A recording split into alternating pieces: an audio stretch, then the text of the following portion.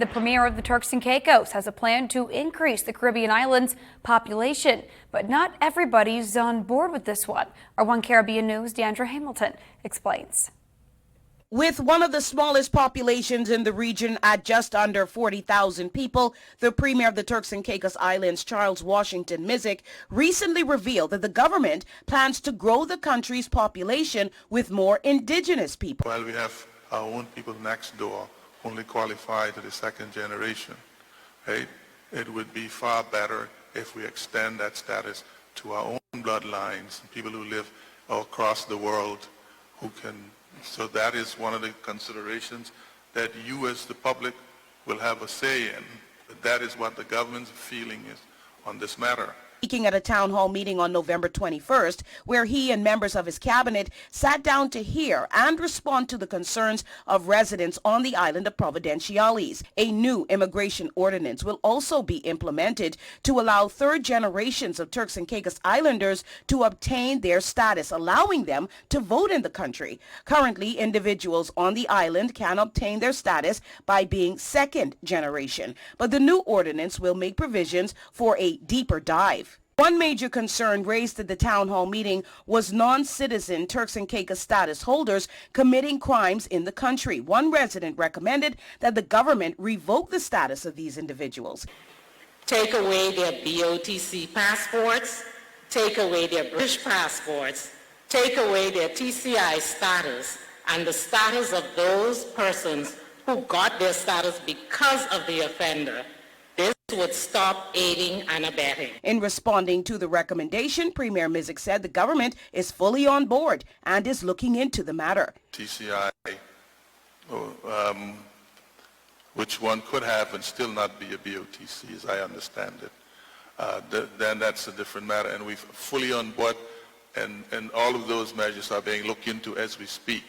Deandra Hamilton reporting.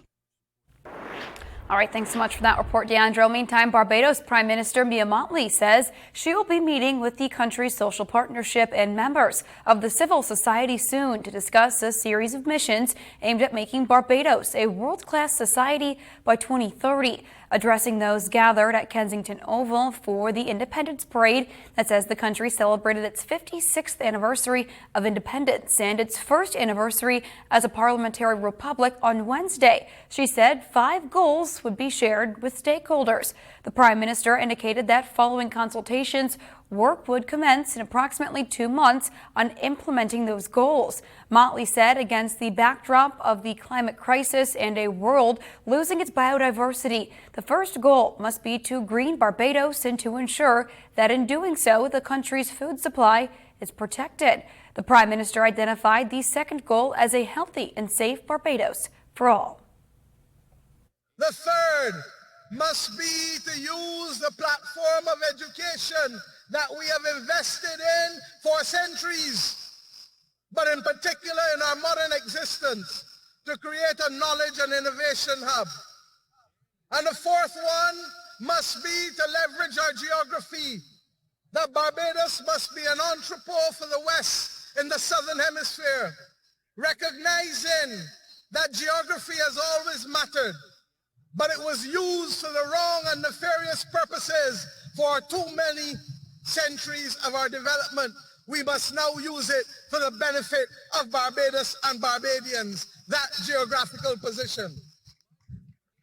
And finally, well, switching gears now, the creator of a cryptocurrency exchange that blew up last month, costing investors billions, just made his biggest effort yet to explain how it all happened.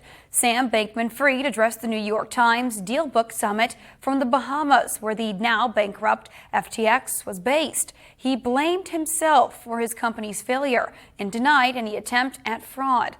Vlad Duthieres has the key moments from that rambling and sometimes confusing interview.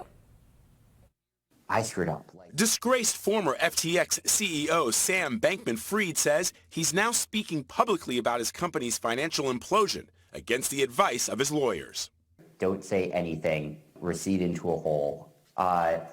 And it's not who I am. Bankman-Fried says he had a duty to explain how one of the largest cryptocurrency exchanges collapsed under his watch seemingly overnight. Clearly, I made a lot of mistakes or things I would give anything to be able to do over again.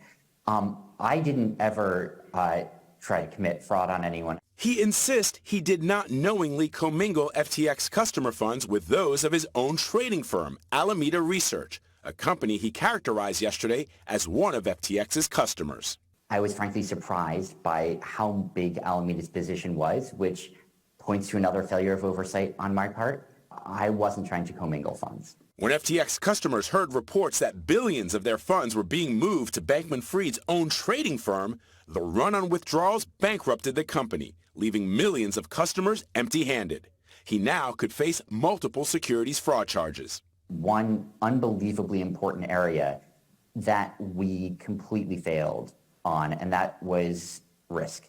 That was risk management. That was, customer position risk. It's absolutely a foolish move. Attorney Sasha Hodder, who specializes in crypto law, says that admission could be yet another big risk on Bankman-Fried's part. We have the Fifth Amendment right against self-incrimination for a reason. And I think every public statement he's making here is going to be used against him in the court of law. But Wednesday, Bankman-Fried was more focused on apologizing than any personal legal concerns. There's going to be a time and a place for me to sort of think about myself and my own future, but I don't think this is it.